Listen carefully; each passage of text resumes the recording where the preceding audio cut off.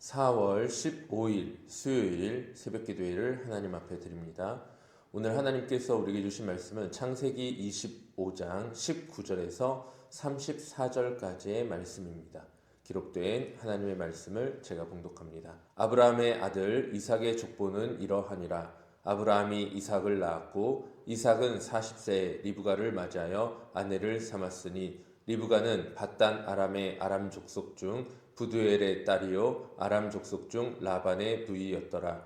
이삭이 그의 아내가 임신하지 못하므로 그를 위하여 여호와께 간구하매 여호와께서 그의 간구를 들으셨으므로 그의 아내 리브가가 임신하였더니 그 아들들이 그의 태 속에서 서로 싸우는지라. 그가 이르되 이럴 경우에는 내가 어찌할꼬 하고 가서 여호와께 묻자온대 여호와께서 그에게 이르시되 두 국민이 내 태중에 있구나. 두 민족이 내 복중에서부터 나누이리라. 이 족속이 저 족속보다 강하겠고 큰 자가 어린 자를 섬기리라 하셨더라. 그 해산 기한이 찬즉 태에 쌍둥이가 있었는데 먼저 나온 자는 붉고 전신이 털옷 같아서 이름을 에서라 하였고 후에 나온 아우는 손으로 에서의 발꿈치를 잡았으므로 그 이름을 야곱이라 하였으며 리브가가 그들을 낳을 때에 이삭이 60세였더라. 그 아이들이 장성함에 에서는 익숙한 사냥꾼이었으므로 들사람이 되고 야곱은 조용한 사람이었으므로 장막에 거주하니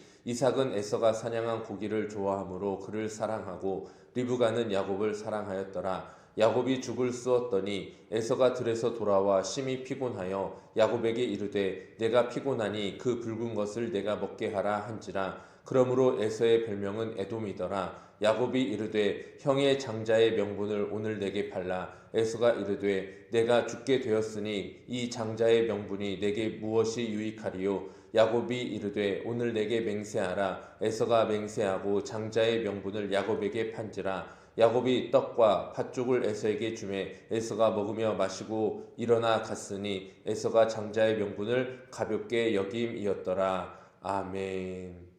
오늘은 하나님의 무게라는 제목으로 함께 말씀을 나누어 봅니다. 어제 우리는 아브라함이 이삭에게 모든 소유를 주었다라는 말씀을 들었습니다. 그 언약의 유산을 이어받은 이삭의 가정에서 오늘 두 아들이 태어나게 됩니다. 그런데 이 이야기는 출산이 아닌 기도로 시작되고 있는 것을 우리가 주의 깊게 살펴볼 수 있습니다. 이삭은 아내 리브가가 임신하지 못하므로 여호와께 간구합니다. 히브리어 아타르는 한두 번의 요청이 아니라 간절하고 거듭된 탄원을 가리킵니다. 이 단어가 바로 간구하다입니다. 이삭이 40세에 결혼하여 60세에 아들을 낳았으니 20년 동안 그 기도의 기다림이 담겨져 있습니다. 여호와께서 그 20년의 기도를 들으셨고 리브가가 임신하게 됩니다. 태중의 아이들이 서로 싸웁니다. 이 사실에 대하여 하나님께 묻자 하나님이 이렇게 말씀하십니다. 두 국민이 내 태중에 있구나. 큰 자가 어린 자를 섬기리라. 자연적 질서라면 형이 우선입니다. 그러나 하나님은 출생 순서에 매이지 않으셨습니다. 장성한 에서는 익숙한 사냥꾼 들사람이 되었습니다. 어느 날 들에서 돌아온 에서가 야곱에게 말합니다. 내가 피곤하니 그 붉은 것을 내가 먹게 하라.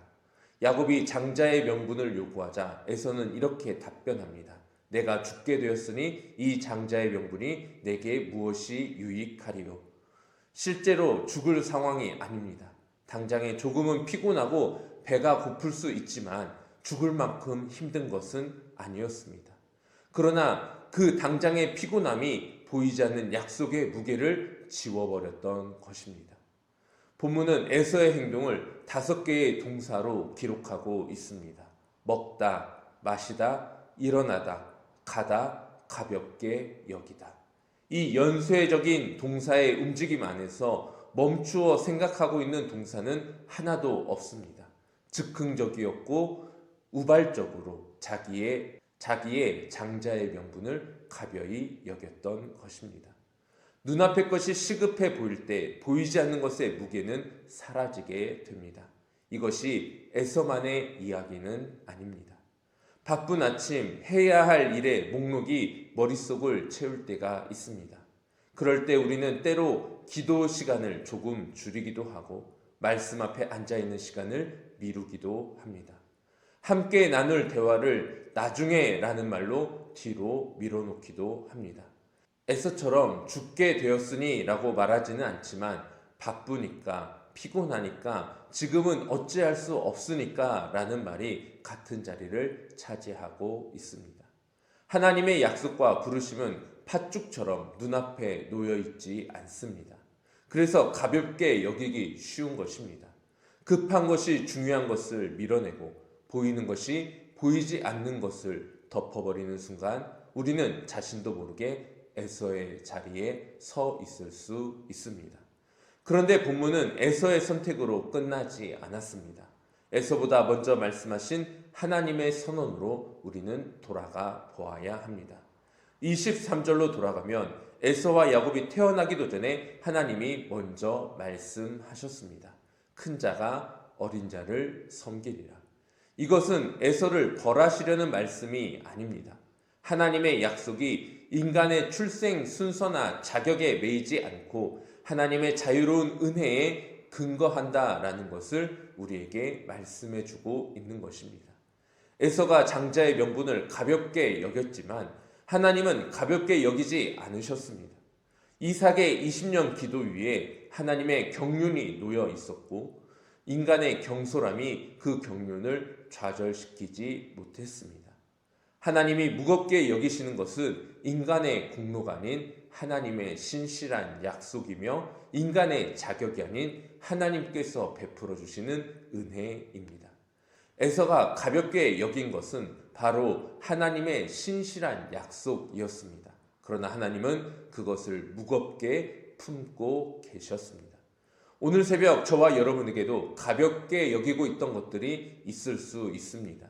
기도의 시간, 말씀 앞에 머무는 시간, 하나님이 부르시는 방향을 향해 한 걸음을 내딛는 용기. 그러나 하나님은 우리의 경솔함보다 먼저, 우리의 공로보다 먼저 이미 선택하시고 약속하시는 분이십니다. 하나님이 기뻐하시는 것은 완벽한 성과가 아니라 보이지 않는 약속 앞에서 머무르면서 하나님을 온전히 신뢰하는 자세입니다. 눈앞의 것을 움켜쥐는 손이 아니라 하나님의 때를 기다리는 열린 손입니다. 에서의 팥죽 한 그릇이 하나님의 약속을 무너뜨리지 못했습니다. 저와 여러분의 연약함도 하나님의 약속을 무너뜨리지 못합니다. 하나님의 무게는 오늘도 저와 여러분의 삶 위에 놓여 있습니다.